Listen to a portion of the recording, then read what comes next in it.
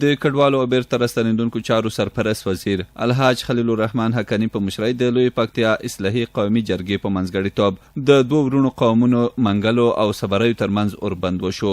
خوست ولي ښاغلي مولوي محمد نبي عمري وویل چې د څو ورځو پرلپسې هڅو له امله د لوی پکتیا ګډې قومي جرګې له لوري د دواړو اړخونو څخه واک واخیستل شو او د دوی ترمنځ د ستونزې د حل کېدو پورې اوربند وشو. ښاغلي عمري وویل د دواړو جانبینو منګلو او صبریو څخه په پوره توګه واک اخیستل شوی، د جانبینو مورچې ړنګې او لارې د تګ او راتګ په موخه خلاصې شوي دي. نوموړي وویل هیڅ جانب نشي کولی چې د یو بل پر مال، جان او متنازع ځای باندې تعرض وکړي. که هر جانب سرغړونه وکړه د جرګې له لوري به سرغړونکي سره قانوني او شرعي چلند کیږي.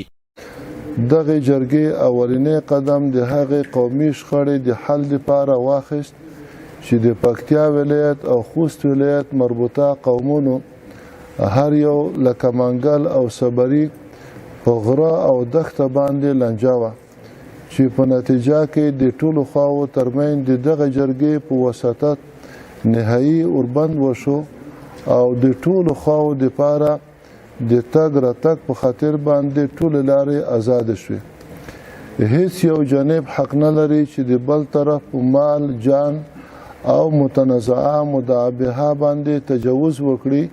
د کډوالو او بیرته راستنېدونکو چارو سرپرست وزیر الحاج خلیل الرحمن حقانی وویل یاده قومي او اصلاحي جرګه به په لویه پکتیا کې ټولو شخړو ته په سوله ییزه، خپلواک او بېطرفه توګه رسیدګي کوي او حل کوي به یې. د کډوالو چارو سرپرست وزیر وویل یاده جرګه د لویې پکتیا څلورو پکتیا، خوست، پکتیکا او لوګر ولایتونو څخه جوړه شوې چې د والیانو په شمول د هر ولایت څخه 15 تنه قومي مخور او علما کرام ټاکل شوي دي. نوموړي وویل چې د صبریو او منګلو قومونو ترمنځ موضوع به اسنادو ته په کتو په خپلواکه او بېطرفه توګه د شریعت او قانون په رڼا کې حل کیږي.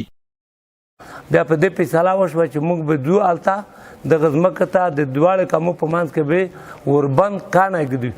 نو الحمدلله هغه نن دا فیصله وشوه. هلته پرون موږ لاړو، هغه ځای کې هم کاڼی هم کېښی، اوربند هم کېښی، وتړه او د دې دپاره لویه فیصله دا وکړه چې نور به یو په بل تجاوز نه کړي، لاره ورته خلاصه کړې، مرچې هم ړنګې کړې. هلته هم د دواړې ولایتې مجاهدین راوستو، خپل امارت اسلامي هلته هم قرارګاه پستې واچولې. هغه ځایونه چې د جنګ یا تنازع وه، شخړه وه، هغه ځایونه مطلق دی تصرفات د دې مداخله او د دې مرچې هر څه بند کړو، ختم کړو.